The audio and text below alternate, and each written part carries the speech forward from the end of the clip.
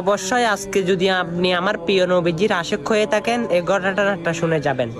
একদিন আমার প্রিয় নবীজি মসজিদে নববীতে খুতবা দিচ্ছিল। হঠাৎ কোথায় থেকে জানি কান্নার আওয়াজ আসতেছে। তখন সাহাবা ইকরামকে জিজ্ঞাসা করে কোথায় থেকে কান্নার আওয়াজ আসতেছে। তখন সবাই বলে ইয়া রাসূলুল্লাহ, আপনি রাহমাতাল লিল আলামিন যেখানে আছেন সেখানেতে কান্নার আওয়াজ আসার কোনো কথাও নেই। তখন আমার রসুল খুতবা নামাজ শেষ করে মিম্বার থেকে নেমে এসে দেখে একটা মরা খেজুরের গাছ কাঁদে। তখন এই মরা খেজুরের গাছকে জিজ্ঞেস করে তুমি কাঁদতেছো কেন? ইয়া রাসূলুল্লাহ, আমি আপনার পিঠের সাথে লাগিয়ে তখন খুতবা শুনতাম। এখন নতুন মিম্বার হওয়াতে আপনি আমাকে তুলে ফেলে দিছেন এবং সেটার কারণে আমি কাঁদি। এখন নতুন মিম্বার পেয়ে আপনি আমাকে ছুড়ে ফেলেছেন, তাই এই জন্য আমি কান্না করতেছি। তখন আমার রসুল বলে, হ্যাঁ, আমি তোমাকে দোয়া করে দিই, তুমি মরা গাছ জীবিত হয়ে যাবে। বলে ইয়া রাসূলুল্লাহ, আমি এই দোয়া চাই না। বলে তুমি কি রকম দোয়া চাও?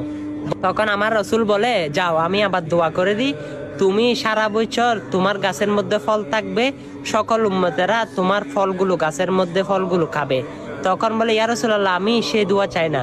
বলে তুমি কি দোয়া চাও? তখন সেই গাছটি বলে ইয়া রাসূলুল্লাহ, আপনি যে জান্নাতের মধ্যে থাকবেন সেই জান্নাতের মধ্যে একটা খেজুরের গাছ হইয়া আমি আপনি নবীরে সারা জীবন দেখতে চাই। তখন আমার রসুল বলে এই সাহাবা ইকরাম, যাও তোমরা একে মানুষের মতো দাফন দিয়ে দাও। এখন বর্তমান যুগে সে মরা গাছের নিচে যদি কোনো হাজি 2 রাকাত নফল নামাজ পড়ে তার জীবনের গুনাহ আল্লাহ রাব্বুল আলামিন মাফ করে দে। সুবহানাল্লাহ। সেই নবীকে ভালোবাসার কারণে এত মর্যাদা পেল। আপনি কি করতেছেন সেই নবীর উম্মত হয়ে? হ্যাঁ, আজকে যদি সেই নবীর উম্মত হয়ে থাকেন, কষ্ট করে এই মাসালাটা, এই বাণীটা সবার কানে কানে পৌঁছে দিবেন, সবাইকে ইতিহাসটা জানিয়ে দিবেন, বেশি বেশি শেয়ার করে দিবেন। আমিন।